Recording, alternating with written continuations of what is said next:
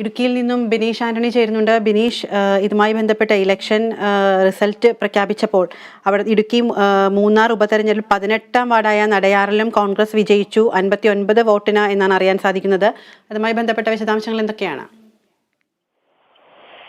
വിദ്യ ഈ രണ്ട് വാർഡുകൾ, അതായത് 11ാം വാർഡായ മൂലക്കടയിലും അതുപോലെ തന്നെ 18ാം വാർഡായ നടയാറുമാണ് ഈ ഉപതെരഞ്ഞെടുപ്പിന് കളമൊരുങ്ങിയത്. കാരണം 2020 കോൺഗ്രസിൽ നിന്ന് ജയിച്ച രണ്ട് അംഗങ്ങൾ കൂറുമാറി LDFിലേക്ക് പോവുകയും LDF ഭരണം പിടിക്കുകയായിരുന്നു. ഇതോടെ തിരഞ്ഞെടുപ്പ് കമ്മീഷൻ ഇവരെ അയോഗ്യരാക്കിക്കൊണ്ടുള്ള ഉത്തരവ് വന്നതോടെയാണ് ഈ ഉപതെരഞ്ഞെടുപ്പിന് കളമൊരുങ്ങിയത്. ഏതായാലും രാവിലെ ആദ്യം ഈ ആദ്യം വോട്ടെണ്ണൽ നടന്നത് 11ാം വാർഡായ മൂലക്കടയിലായിരുന്നു. ഈ മൂലക്കടയിൽ 35 വോട്ടിനാണ് കോൺഗ്രസ് ലീഡ് ചെയ്തത്. അതോടൊപ്പം തന്നെ 18ാം വാർഡായ നടയാറിലും 49 വോട്ടിന് കോൺഗ്രസ് ലീഡ് ചെയ്തു എന്ന് വേണം നമുക്ക് പറയാം. രണ്ട് വാർഡുകളും കോൺഗ്രസ് തിരിച്ചു എന്ന് വേണം തന്നെ പറയാം. കാരണം ഈ രണ്ട് അംഗങ്ങളായിരുന്നു ഇവിടുന്ന് കൂറുമാറി LDFിലേക്ക് പോയത്. ഈ രണ്ട് വാർഡും കോൺഗ്രസ് പിടിച്ചിൽ വലിയൊരു സന്തോഷത്തിൽ തന്നെയാണ് കോൺഗ്രസ് പ്രവർത്തകർ.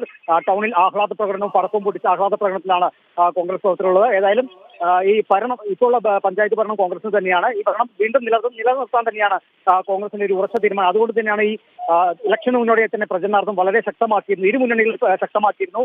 ഏതായാലും ഇരു മുന്നണികളിലും ശക്തമാക്കിയതിൽ LDF തങ്ങൾ ഈ രണ്ട് വാർഡുകളും പിടിച്ചെടുക്കുമെന്നെല്ലാം തന്നെ ഒരു വാഗ്ദാനം നൽകിയിരുന്നു. എന്നാൽ ഇത് കോൺഗ്രസ് തിരിച്ചു പിടിച്ചിരിക്കുകയാണ്. ഈ രണ്ട് വാർഡുകളും കോൺഗ്രസ് വിജയിച്ചതിൽ വലിയൊരു ആഹ്ലാദപ്രകടനമാണ് മൂന്നാർ ടൗണിൽ അരങ്ങേറുന്നത്. വിദ്യ.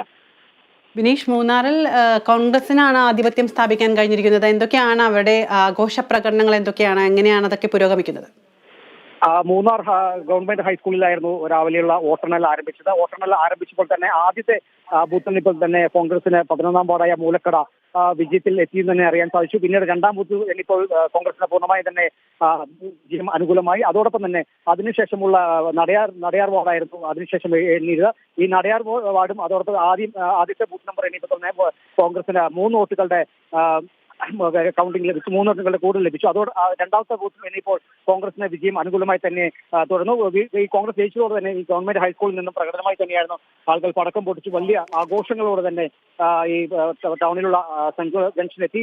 തുടർന്ന് ഗാന്ധി പ്രതിമയ്ക്ക് മാലയിട്ടും അതുകൊണ്ട് ഡോക്ടർ അംബേദ്കറിനും മാല ഇട്ടും ഭയങ്കര ആഘോഷ പ്രകടനമാക്കിയിരിക്കുകയാണ് ഇവർ. ഏതായാലും വലിയൊരു ആഘോഷത്തിന്റെ നിറവിൽ തന്നെയാണ് കോൺഗ്രസ്കാർ മൂന്നാറിലുള്ളത്. വിദ്യ. ബിനീഷ്, മൂലക്കടയിൽ ഏകദേശം 804 വോട്ടർമാരാണുള്ളത്. അതിൽ 496 പോളിംഗ് രേഖപ്പെടുത്തിയിട്ടുണ്ടായിരുന്നു. അതിൽ 35 വോട്ടിനാണ് ഇപ്പോൾ വിജയിച്ചിരിക്കുന്നത്. അതുമായി ബന്ധപ്പെട്ട് കോൺഗ്രസിന്റെ ഭാഗത്തു നിന്നും മറ്റെന്തെങ്കിലും തരത്തിലുള്ള പ്രതികരണമൊക്കെ ലഭ്യമായിട്ടുണ്ടോ? എന്താണ് അതുമായി ബന്ധപ്പെട്ട വിശേഷങ്ങൾ?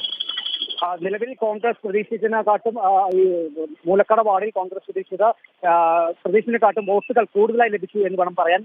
മൂലക്കടയിൽ ഏകദേശം ഇവർ ലീഡ് പ്രതീക്ഷിച്ചതിനെക്കാട്ടും 35 വോട്ടിനാണ് ഈ കോൺഗ്രസ് വിജയിച്ചത്. അതോടൊപ്പം തന്നെ ഈ നടയാർ ഏറ്റവും LDFിന്റെ ഒരു വാർഡ് തന്നെയെന്ന് നമുക്ക് പറയാൻ സാധിക്കും. കാരണം ആ LDFിന്റെ വാർഡിൽ വിജയിക്കുന്നത് അത്ര എളുപ്പമല്ലെന്ന് തന്നെയായിരുന്നു ആദ്യം പ്രതീക്ഷിച്ചത്. എന്നാൽ കോൺഗ്രസ് അതിനും വെല്ലുവിളിയോടെ ഏറ്റെടുത്ത് അതും പിടിച്ചെടുക്കുമെന്ന് തന്നെയാണ് കോൺഗ്രസ് ഈ പ്രചരണാർത്ഥം പറഞ്ഞിരുന്നത്. അതുകൊണ്ട് തന്നെ ആദ്യത്തെ ബൂത്ത് ഇപ്പോഴും 3 വോട്ട് കോൺഗ്രസിന് ലീഡ് ലഭിച്ചു. രണ്ടാമത് എന്നിപ്പോഴും കോൺഗ്രസിന് ലീഡ് ലഭിച്ചു. 49 വോട്ടിനാണ് കോൺഗ്രസ് ലീഡ് ചെയ്തത്. 1003 വോട്ടുകളാണ് ഇവിടെ പോളിംഗ് ഉണ്ടായിരുന്നത്. അതിൽ 49 വോട്ടിന് ഈ കോൺഗ്രസ് ഇവിടെ വിജയിക്കുകയായിരുന്നു. ഏതായാലും ഈ വിജയം ഈ രണ്ട് വാർഡുകളും തങ്ങളുടെ കൈയിലാക്കിയതിൽ വലിയൊരു സന്തോഷത്തിൽ തന്നെയാണ് കോൺഗ്രസ് പ്രവർത്തകരുള്ളത്. അതുകൊണ്ട് തന്നെയാണ് മൂന്നാർ ടൗണിൽ ആഹ്ലാദ പ്രകടനമടക്കം ഈ കോൺഗ്രസുകാർ ആഘോഷമാക്കിയിരിക്കുന്നത്. വിദ്യ. ബിനീഷ്, മറ്റു പാർട്ടിക്കാരുടെ പ്രതികരണങ്ങൾ എന്തൊക്കെയാണ്? ഇത്രയും വലിയ വിജയം UDFന് ലഭിച്ചപ്പോൾ തന്നെ സ്വാഭാവികമായിട്ടും മറ്റു പാർട്ടിക്കാരുടെ ഭാഗത്തുനിന്നുണ്ടാകുന്ന പ്രതികരണങ്ങൾ എന്തൊക്കെയായിരിക്കും? നിലവിൽ ഈ LDFന് പഴയമോ അതായത് 11ാം വാർഡായ മൂലക്കടയിൽ വിജയം ഉണ്ടാകുമെന്ന ഒരു പ്രതീക്ഷ തന്നെയായിരുന്നു LDFിൽ പൂർണ്ണമായും ഉണ്ടായിരുന്നത്. അത്തരത്തിൽ ആണ് ഈ LDF മുന്നോട്ട് പോയിക്കൊണ്ടിരുന്നത്. ഏതായാലും LDFന് ഈ മൂലക്കട വാർഡ് ലഭിക്കുമെന്ന വലിയൊരു പ്രതീക്ഷ തന്നെയായിരുന്നു ഉണ്ടായിരുന്നത്.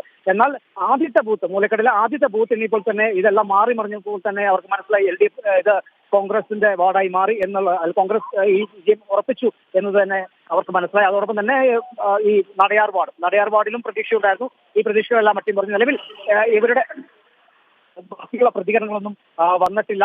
ഏതായാലും ബൂത്തിൽ നിന്ന് ഈ കോൺഗ്രസിന് വിജയം കരസ്ഥമാക്കിയപ്പോൾ തന്നെ അവർ എല്ലാവരും തന്നെ വളരെ സങ്കടകരമായി പോകുന്ന ഒരു കാഴ്ചയാണ് നമുക്ക് കാണുന്ന കാഴ്ച. ഏതായാലും കോൺഗ്രസ് ഒരു വലിയൊരു ആഹ്ലാദ പ്രകടനം തന്നെ ആക്കിയിരിക്കുകയാണ്.